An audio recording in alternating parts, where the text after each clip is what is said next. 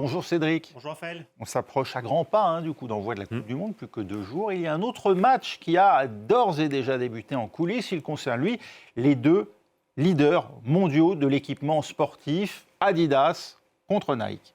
Et le leader mondial actuel et depuis des années, c'est la marque américaine Nike. Selon les sources, l'équipementier américain pèse en tout cas près de 2 fois plus qu'Adidas sur le marché des articles de sport. C'est quasiment le même ratio en ce qui concerne le chiffre d'affaires.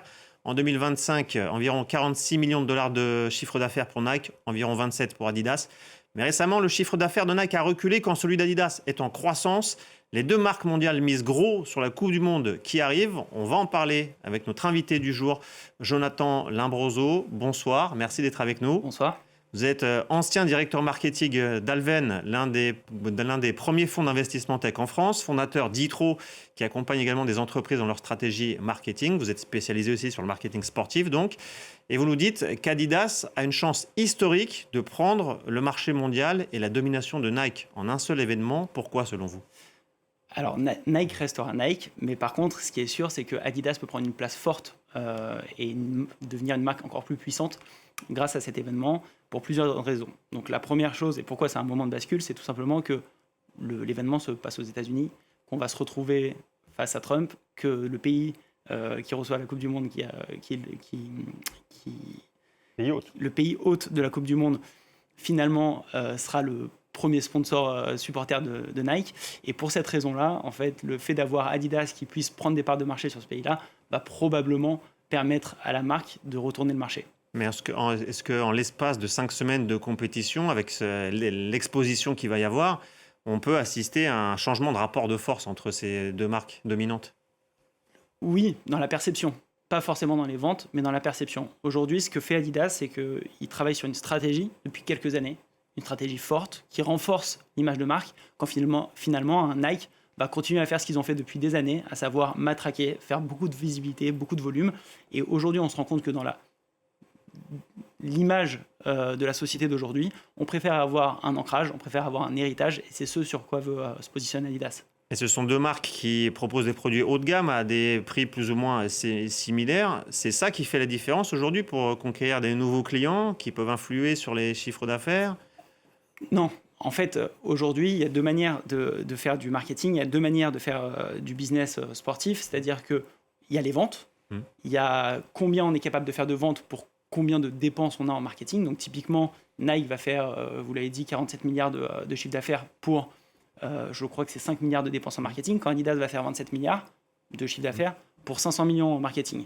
Donc déjà, le rapport de force est différent. Et du coup, pour pouvoir avoir un impact avec si peu de dépenses marketing, il faut avoir une marque forte. Et c'est ce que fait Adidas, c'est-à-dire qu'il y a 3 piliers forts en termes de marketing du sport. Il y a l'influence. Ça, Nike sera toujours meilleur qu'Adidas, ils ont plus de moyens, ils vont aller beaucoup plus vite, ils vont être partout, quand Adidas finalement va avoir un rôle un peu plus élitiste. Il y a le deuxième pan qui est finalement le sentiment d'appartenance, donc ce qui est vraiment lié à la marque. Aujourd'hui, Nike, par le passé, quand ils ont créé quand ils sont arrivés sur le marché du foot, il y avait un vrai sentiment d'appartenance. On allait chercher des athlètes. On allait voir Ronaldo, le Brésilien. Historiquement, c'est un marché dominé par Adidas qui fournit le ballon de la Coupe du Monde, par exemple, depuis 1970. Exactement, c'était un marché historique d'Adidas, mais Nike est arrivé en 1996 en prenant l'équipe du Brésil et en devenant un peu l'équipe star et l'équipe où on s'identifie à elle. Et du coup, c'est devenu vraiment une perception. On avait envie de se faire embarquer par Nike dans toute la cinématique et dans tout le sentiment d'appartenance. Ça n'existe plus. Ça n'existe plus du tout. Aujourd'hui, quand on voit la publicité de Nike qui dure 6 minutes, il y a tous les joueurs les plus individualistes au monde qui se battent entre eux pour récupérer le ballon, quand finalement Adidas, c'est une équipe de foot avec des joueurs historiques, avec des Zidane, des Beckham, des Gerrard, des joueurs qui sont... On peut s'identifier à eux, et on est dans une société qui est de plus en plus individualiste, et les gens ont tendance à plutôt vouloir reculer et se dire non, moi je préfère l'ancrage comme Adidas qui me propose finalement une marque saine, une marque pérenne. Bon, rapidement, qui c'est qui va gagner cette bataille durant la Coupe du Monde selon vous alors ?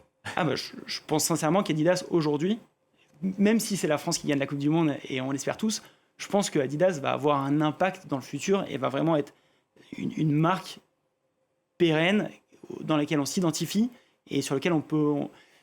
Moi j'aime bien dire... Adidas, c'est un peu la fille avec qui on a envie de se marier, de faire des bébés, et Nike, c'est un peu la fille d'un soir. Donc c'est vraiment cet aspect-là, c'est de se dire, on a envie de construire avec Adidas, quand Nike, finalement, c'est du temporaire. Merci Jonathan Lombroso. On suivra ça de près durant cette Coupe du Monde et qui va gagner cette bataille marketing. Rassurez-vous, vous n'avez pas d'action dans Adidas. Non, aucune action. Pas de conflit d'intérêt. Aucun conflit.